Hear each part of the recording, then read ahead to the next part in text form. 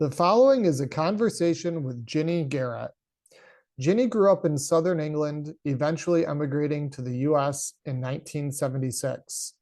She completed college and graduate studies at various schools around the US and moved to upstate New York, starting as an assistant professor of biology at Hamilton College in 1986. She worked there primarily teaching genetics for almost 30 years and then moved to Southwest Virginia in 2015 to become Dean of Science and Mathematics at Ferrum College. She retired in 2019 and now lives on Smith Mountain Lake in Virginia. Jinnie has kept up various forms of exercising throughout the years, giving her the ability to partake in numerous adventures many would find inspiring. Jinnie has done a 550-foot bungee jump in New Zealand, rafted down the Grand Canyon on the Colorado River, hiked in the volcanoes of Guatemala, and most recently hiked up Mt Kilimanjaro July of 2022, joining several friends on a 9-day trip with the Kiliwarriors tour company. The total distance hiked was 32.5 miles, with a starting altitude of 7,500 feet and the summit reaching a staggering 19,340 feet. The average success rate for tourists on all routes climbing is 65%, and the 9-day route is 95%. As an important pre-trip preparation was, Jinnie attributes most of her success in completing the climb to the support of the amazing guides and porters of the Kiliwarriors tour group.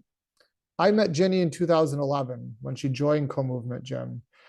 Jinnie has been one of our longest and most loyal members here, religiously following a remote training option. She is a true example when it comes to hard work and willpower when it comes to staying dedicated to a goal.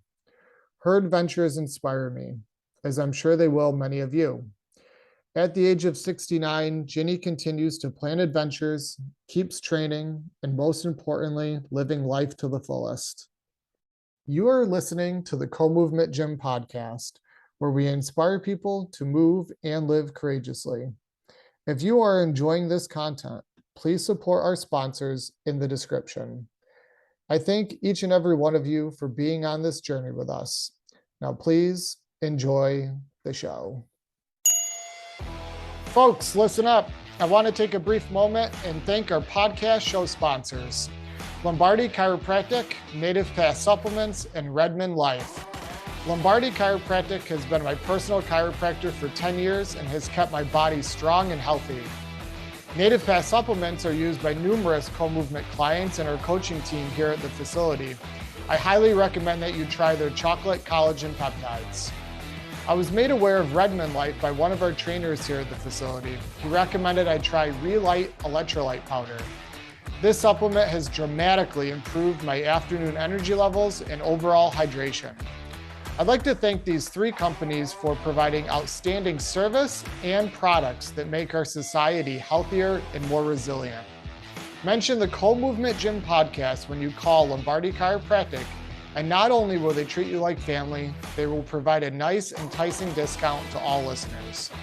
And use code COMO15, that's C-O-M-O 15, at checkout when shopping at nativepath.com or redmond.life and receive 15% off all your orders.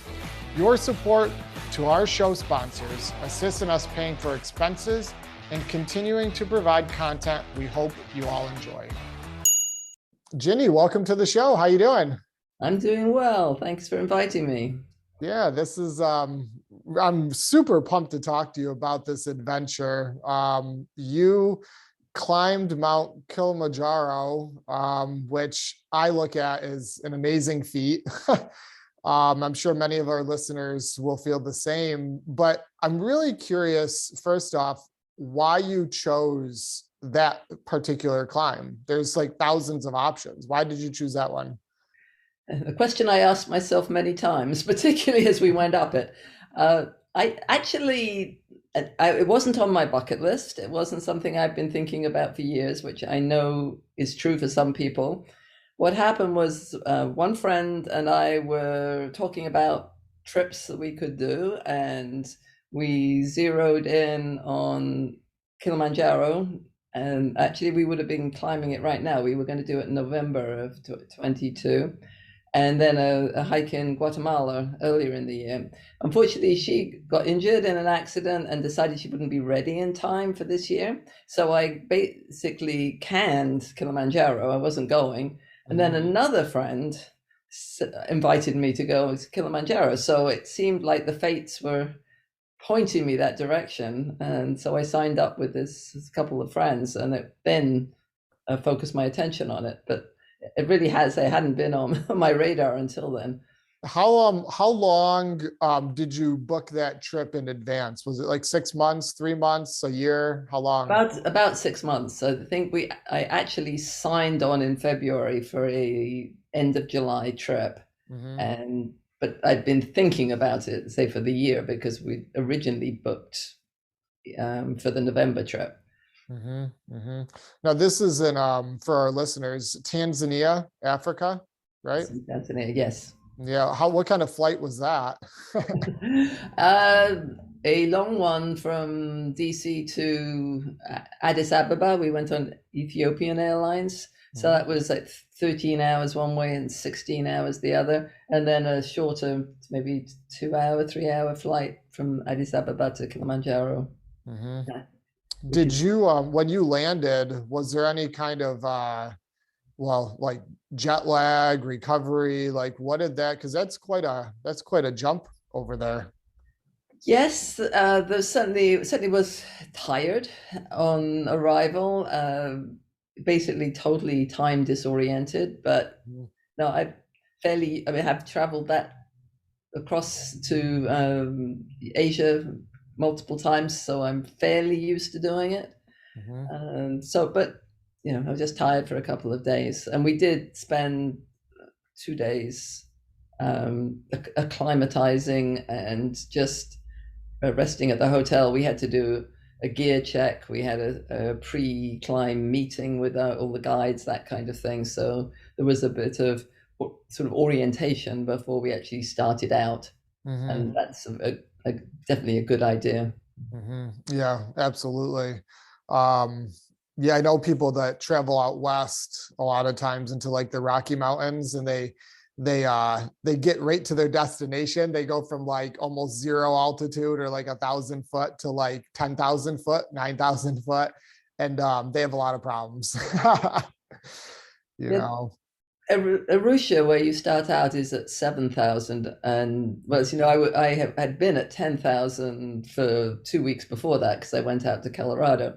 But even going out to Colorado, I didn't find much effect on me at that height. I know some people do, but I didn't. That's awesome. So you had 6 months to prepare. I know this is going to inspire a lot of our listeners. And so I want to just sort of lay out what a weekly preparation looked like. I know you had some structure. We programmed and helped you at some extent. You did some hiking and whatnot, but like, what did that look like week to week?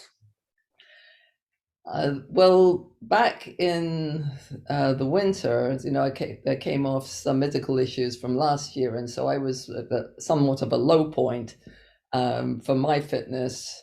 And I mean, the listeners wouldn't all know that, but I do usually hike a fair bit, and I program with you remotely, and so I try to stay, but I was moderately fit. And I had this trip to Guatemala planned for May. So I was originally, from about Christmas to May, I was planning to be ready for the Guatemala hike. And that was, I think, an 8-day hike at 6,000 to 9,000 elevation. We kind of went up and down. And it was fairly demanding also. So I was looking to that first. And I think with the programming, I basically looked at 4 different things. The one that worried me the most, because I am weakest at, was the aerobic fitness. I know that that's not a strength of mine. I loathe running. And so I was trying to increase my aerobic capacity. I did go to the spin classes at the gym quite a bit. I did try jogging and running, jogging and running. I mean, jogging and walking, jogging and walking. And I also tried to hike.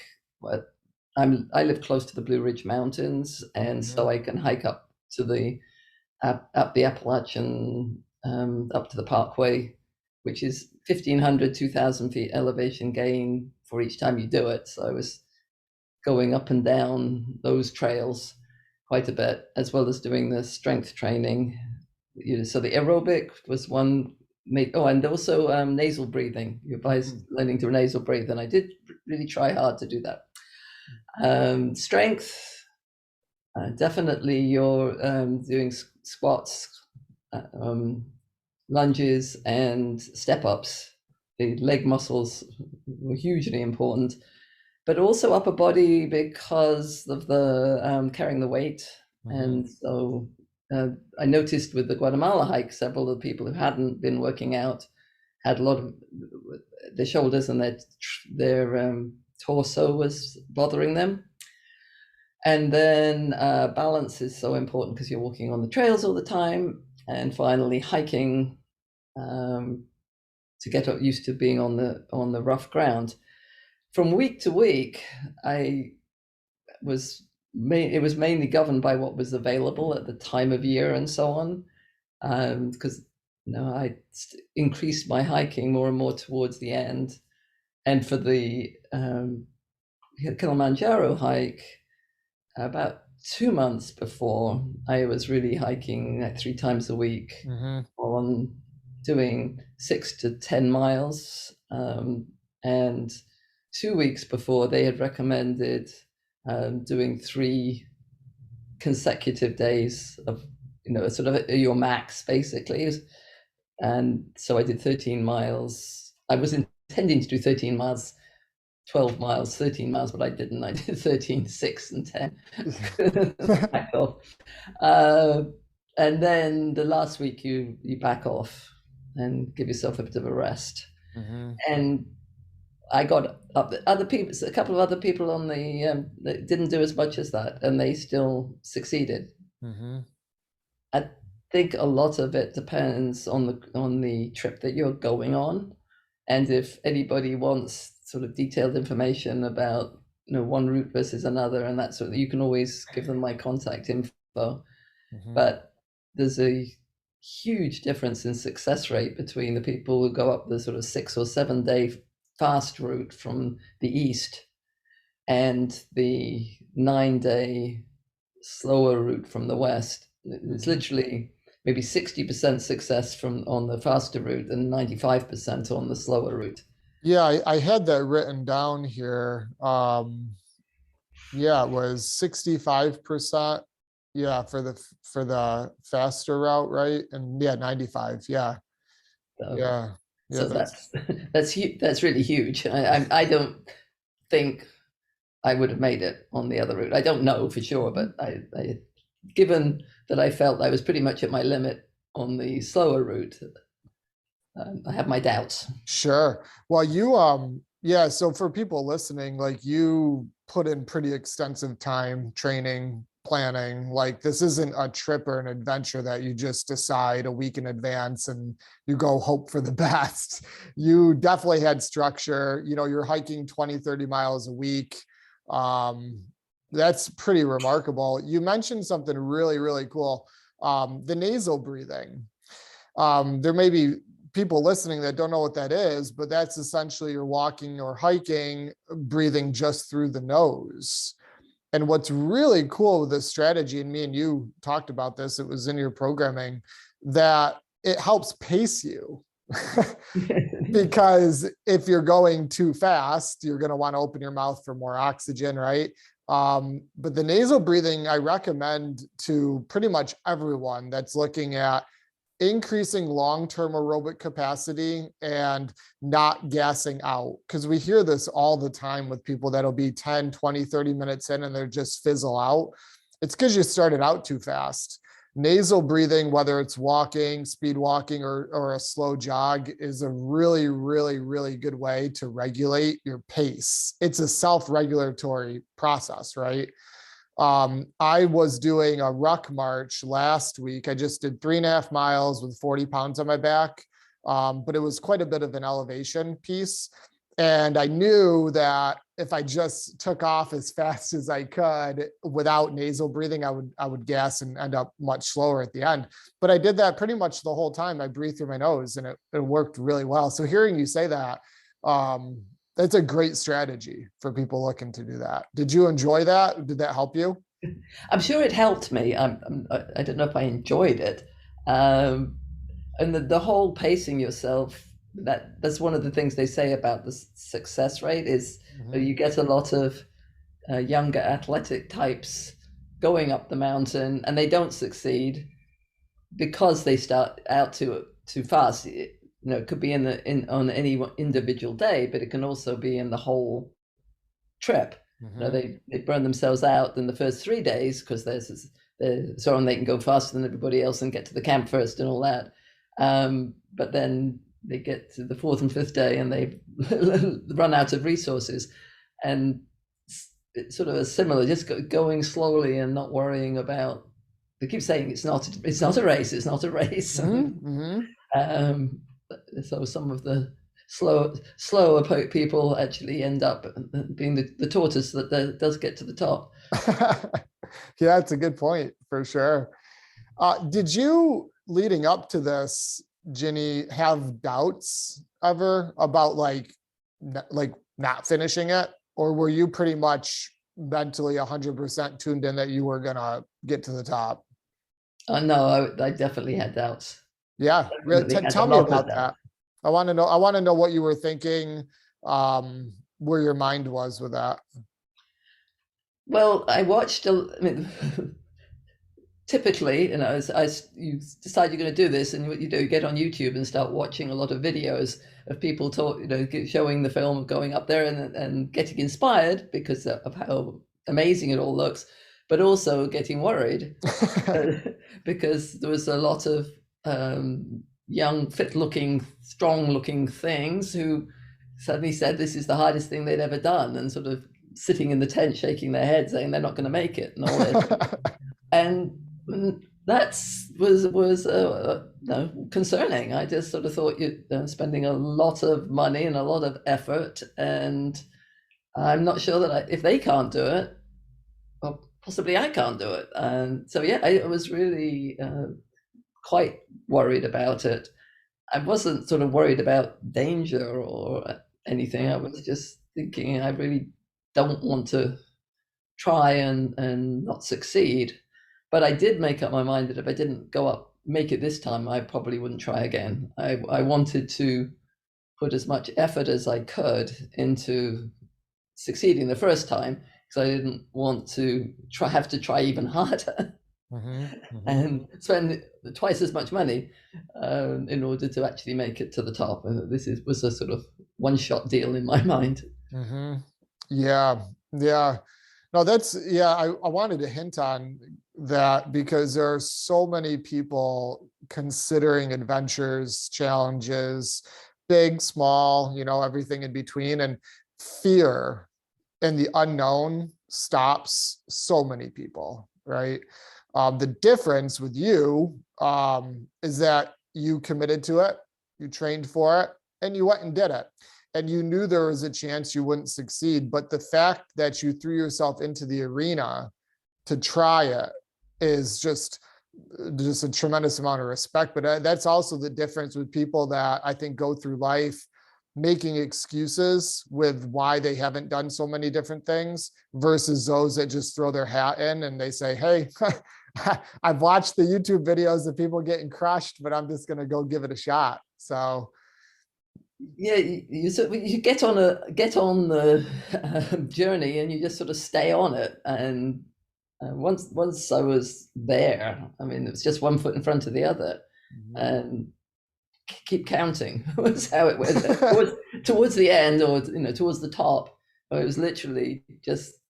I guess it's more like almost being in meditation. Mhm. except for that you're putting one foot in front of the other, because I certainly wasn't thinking very much. I was just going, got Mhm. to keep going.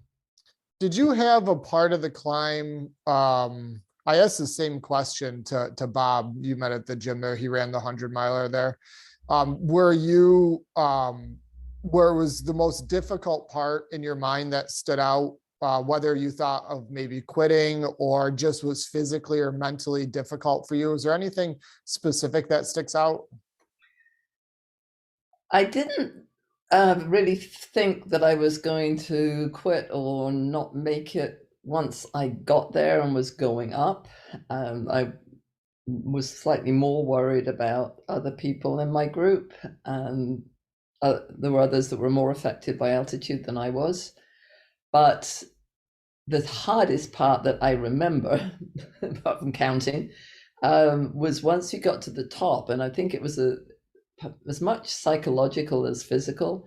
You get to the top and you've made it, but you've still got 3,500 feet of going down on a rocky trail to do that same day, and you've already been on your feet for 12 hours That's a good going up. point. That's a good point. Yeah. And that keeping going at that point was definitely that was the toughest part of the whole thing, was just that last few hours going back down. Hmm. And I was absolutely done at that point. And it wasn't, interestingly, I think it wasn't that any particular muscle was exhausted or that was, and the next day I wasn't particularly stiff in any place, but I was just absolutely done to the end of my tether. So, and I do remember feeling that way. Is then how do you put one more foot? How do you keep going at this point? Yeah. Going down is, I've heard from many people, harder than going up in many cases.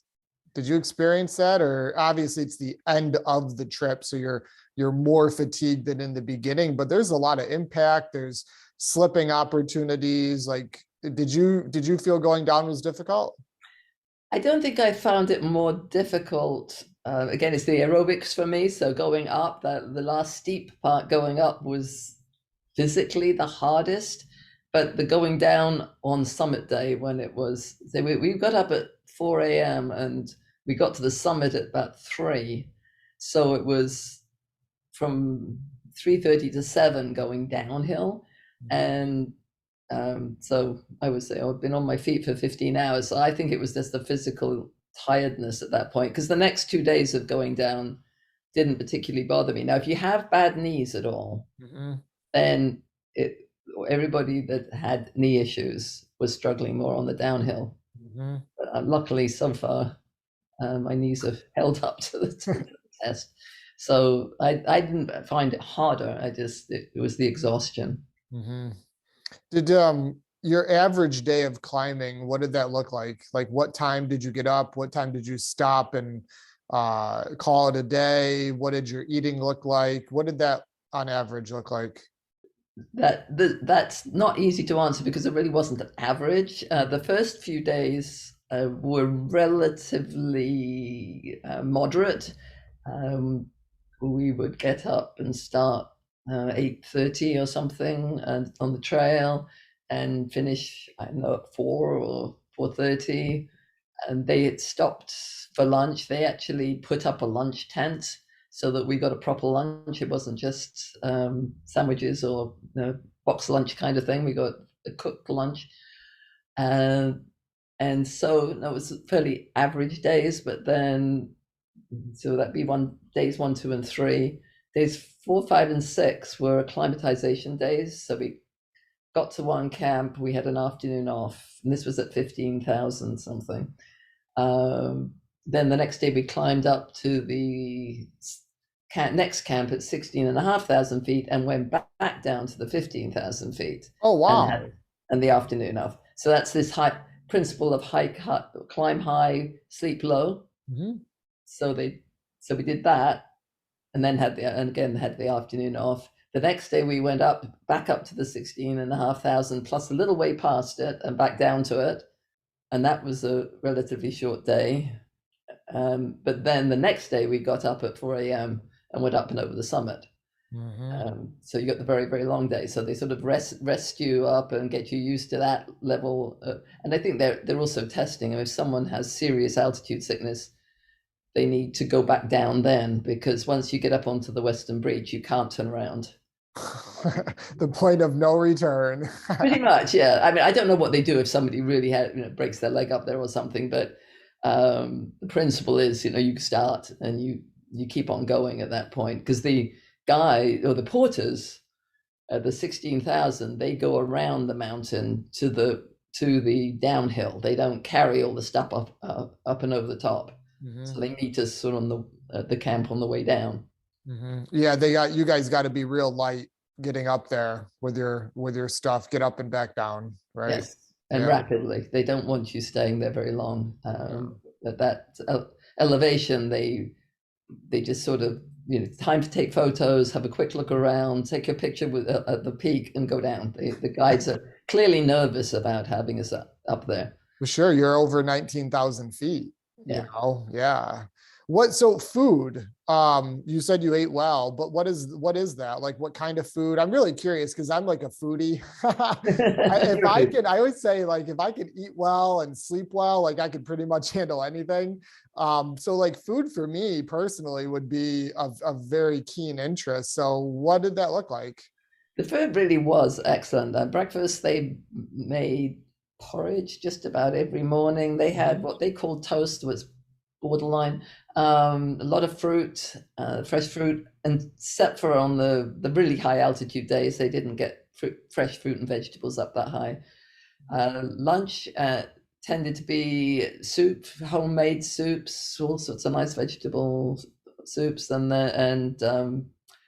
they had grilled cheese one day. They had just lots of pasta, and then evening meal would be, fried chicken. I don't know how they cooked all this good stuff. It really was amazing.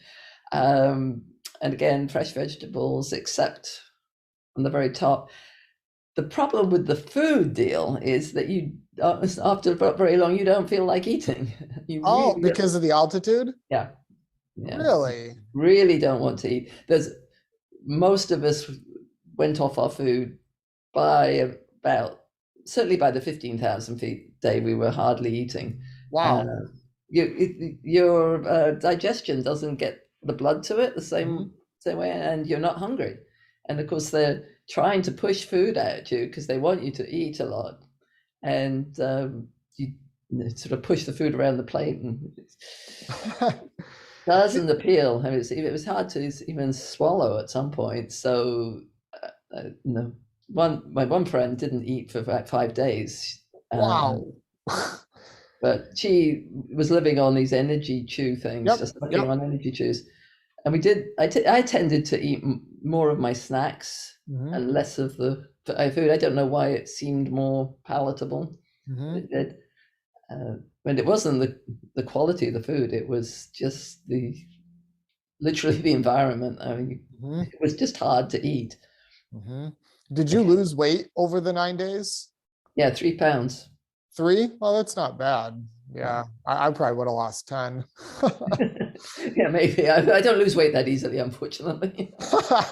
When I did my elk hunting trip out in Colorado, I camped out for 7 days in the back country, and your food was what you had with you, and you had a little jet boil stove and stuff. And yeah, I lost like 10 pounds in that amount of time. But I wasn't hungry, like you said. Like I didn't feel like I was, not eating enough. I just didn't, at 10,000 feet, I didn't have the appetite, and you were even higher, So that's interesting. I'm really curious with this. I've been reading articles and seeing pictures about like the environmental damage on Mount Everest. They're really trashing it up there, unfortunately. Did you see any sign of this at Mount Kilimanjaro where humans were sort of destroying the beautiful planet? Not directly. The route that we went was the least traveled. So on the way up, I would say no. On the way down, the 2 camps that we were at, because we went up the west side and down the east side, and the east side is where the main routes go. Mhm. The camps there were much larger and were clearly having more of an impact on the environment. You are not allowed to climb Kilimanjaro without being part of a guided, controlled tour. So they have got fairly good regulation on the where people go on the mountain. There are fairly narrow bands of place that you're allowed. On the other side, though, the glaciers and the snow cap and everything has receded so dramatically. Wow. The big glacier up on the top, they say probably might not be there by about 2026. It's just gone down so much, and it's not going to last much longer. And so from that aspect, there certainly is a big effect of humans on the mountain. So there's a glacier up there at the top. There's multiple glaciers. Yeah. Wow. Yeah. Oh, Some that's have some have already. There were more. Some have already disappeared, and so yeah, it's pretty. Uh, where we were standing by the glacier, it must have been, I don't know, 20, 25 feet high. It was, wow. but it's on its way out. Oh boy, yeah. What do you like, not going into global warming specifically, but like as far as like human impact up there, do you think there's anything we could be doing different as far as how groups are guided or companies, or is it managed as well as it can be for what it is? What would you change if you were in charge? That's a difficult question because I really didn't, get very broad perspective on it. From what I saw, I was impressed with the group we went with and how it appeared that they were regulated. And I understand in the past there was a lot of abuse of the porters, Yeah, yeah, um, I've heard that. and that seems to have changed. Okay. They were weighing all the bags that they carried on the outset. I did look at the porters, and certainly there was a fairly big sort of social stratification between the guides who seemed very well fed and educated, and the porters who looked decidedly less well off. However, they didn't look abused. Mhm.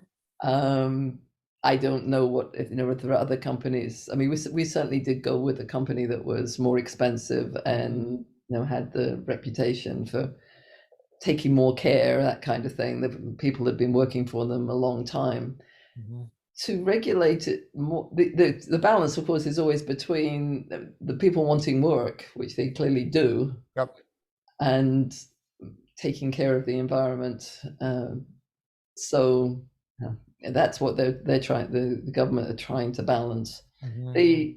The places where this certainly could have been cleaned up more were the heavily used camps on the other side. Mhm. Mhm. Now, do you mean garbage?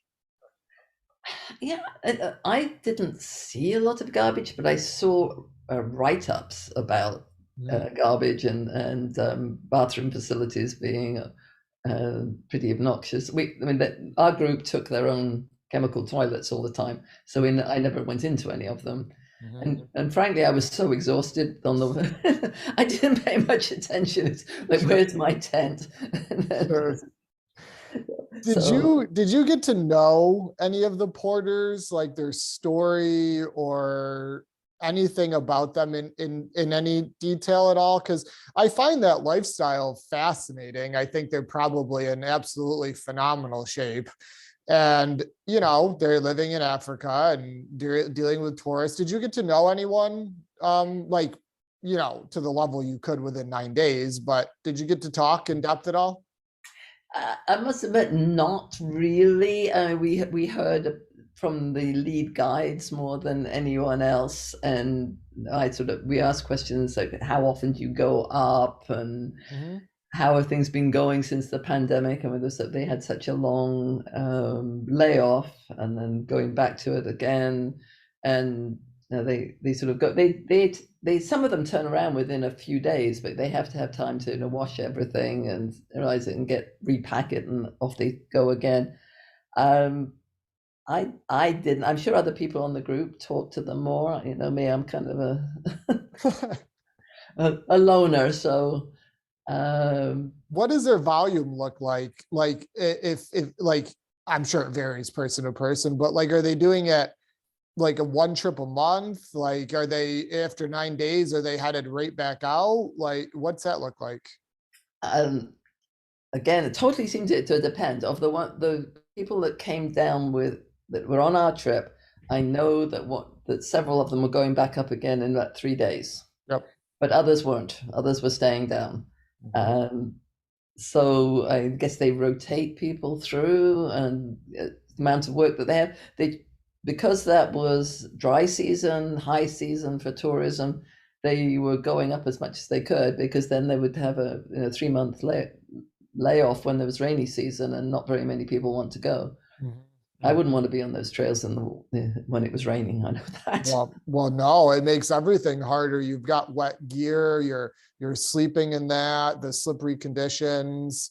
Um, Yeah. yeah, that would make it tremendously harder. Yeah. Then snowing on the top, and Phew. What was the temperature at the top? the temperature was I think it was -3 or -5 centigrade, so what, 20-ish Fahrenheit. Mm-hmm. Yeah, 2025. Yeah. Oh, that's cold. And it was windy, right? Yeah. I saw your pictures. It sure looked windy. So to my surprise, I really wasn't terribly cold. I guess we had enough layers and we just kept moving. It was cold, but the cold isn't. I don't remember being cold a lot. That's not part of my memories, and I was expecting it to be. Yeah. Now, do you so you've done with this trip. What's your next big adventure? I don't have a big adventure actually planned when it comes to like activities. As I told you, I'm going to Ecuador on the Galapagos Mhm. today, but that's a relatively mild touristy kind of trip. I'm thinking about doing either the hike along the Cornish coast in England or the Cotswolds Way next May. So that's the next thing that's on my radar at the moment. Mhm. How would you rate those as far as difficulty? I know it's guessing because you haven't done it, but like compared to Mount Kilimanjaro. Well, I think actually the coastal trip, while it's at sea level, it's a lot of up and down, a lot of up and down on the cliffs. And so I think from hiking wise, it'll be quite similar, but of course you haven't got the altitude, and you get to sleep in a bed and have a bed and breakfast or a pub every night. Yeah. And it's very easy to bail out or take a day off. But Kilimanjaro, there's no, you're on the train, you keep going. Mhm. So I think that'll be the big difference. That would be the big difference. And so I would not be nervous at all about doing them, because you just know that you can adapt as you go along. Mhm. You turn your ankle or something, you can just sit there for a few days and wait till it feels better, and not have to make up your mind whether you keep going or not. Mhm. Do you ever think about doing one of the long trails like the Pacific Crest Trail or Appalachian Trail? Do you ever think about that? I've thought about it. Yeah. My one friend is thinking about doing the Appalachian Trail, the whole thing. I've decided personally I don't want to do a trail that involves hiking with my gear on my back. Yep. I don't mind camping, but I don't want to try to walk long distances with a heavier backpack and the food and that whole thing. Yeah. It doesn't appeal. No, and I don't blame you. That's, gosh, I don't know what their backpack weighs, but I'd say 50 pounds minimum, right? Like, I don't know, maybe less, maybe they have it down to less, but yeah, that changes the dynamics. I know when I was out west, yeah, I had a pack frame, like it was the actual metal frame, to carry everything. And yeah, that was hard. But yeah, those trails don't appeal to me either. Like, what is it, 6 months, 9 months? Like, I don't know. I love hiking. I like adventure, like your trip there, that's really cool to me. But the other is like, that is a long time. Mm. It really is. I mean, now being retired, I could consider it, but um, yeah, even the Guatemala hiking, which we did have our day packs, and that's what, 20 pounds or something with the water and all your rain gear and so on. That was plenty as far as I'm concerned to carry. And going up higher than that, not really on my list of things to do now. Sure. So, So you're a true inspiration, Jinnie, to myself and everyone listening. Do you have advice for people listening that may be interested in chasing a big goal such as this? I know there are a lot of people that think about adventures or sitting on the sidelines, they're watching YouTube, they're researching, they're reading, but they haven't really gone after something like this yet. And it can vary, obviously, in scale based on the person, but what advice do you have for them? I guess don't overthink it. Just make up your mind and go. It's often tends to be the more you think about something, the more you can find a reason not to do it. And I think afterwards they say, "What on earth were you thinking?" But then Yeah, I like that. That's great, Jinnie. You're so right. You can talk yourself out of anything. sure. And or you could almost talk yourself into anything. So I guess it's sort of what side of the coin you want to live on. But yeah, don't overthink it. Oh my gosh. And today's information age, you can find whatever info really that supports what you're thinking, you know? So yeah, don't overthink it. Yeah. So people listening, go do it. Sign up. Yeah, as long as it's with. I mean, I don't think you should just jump into everything and be completely crazy. I don't. So I know some people think I'm crazy, but because I don't. I don't either. But yeah, I mean, some of those videos that I watched, it was really off-putting, and I think no, you just can't dwell on it. Say, okay, I'm going, whatever. Nice. So, if you looking back, what advice would you give your 20-year-old self? I wouldn't know what to say. just believe in yourself. My motto is, if you really want to do something, be prepared to do it yourself. There's lots of wonderful people out in the world who might be going with you, or your life partner might be supportive of you or whatever. But if you really want to do something, you've got to prepare to take care of yourself through it, and not depend on others to make it happen. Because often, if that's what you're depending on, it won't happen. So, you're planning a trip for next year, and you think you're going with a group of friends, and everything changes. But my ultimate plan is I'll go myself. But I'd love it if other people came. I'd love it to share it with, but ultimately, I've got to be able to do it. Yeah, I absolutely love that answer. And that gets me definitely thinking too, be prepared to walk the journey and complete the journey on your own, and be supported and joined by other people, possibly. Right? Right. Yeah, that's huge. Yeah, I like that, Jinnie. Are there any websites, books, references you want to direct people to listening to this? I just, if you put in climbing Kilimanjaro into Google or Yahoo or YouTube, you will be bombarded with those ads through your email and Facebook, whatever else, for the rest of your life. I'm still getting so many ads about climbing at Kilimanjaro, and I keep saying, I've done it, enough already. But no, I'm afraid not. I didn't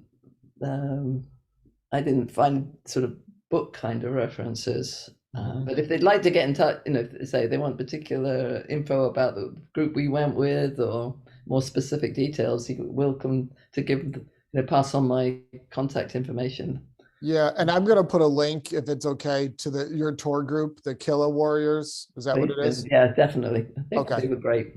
Okay. Yeah, I'll put a link to that. And I think that's probably where a lot of people could get some cool information if they were interested, Yes, yeah, the tour companies are all very good in that aspect. Of course, they want you to go, but no, they know their mountain. Yeah, and you need a professional to help you on something like that. So yeah, for people interested, we'll put the links in the show notes. Well, Jinnie, this was awesome. I was super excited to talk and ask you these questions.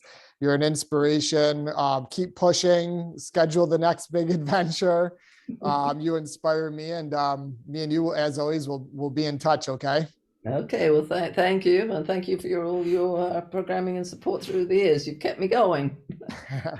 Thank you, Jinnie. Okay, bye for now.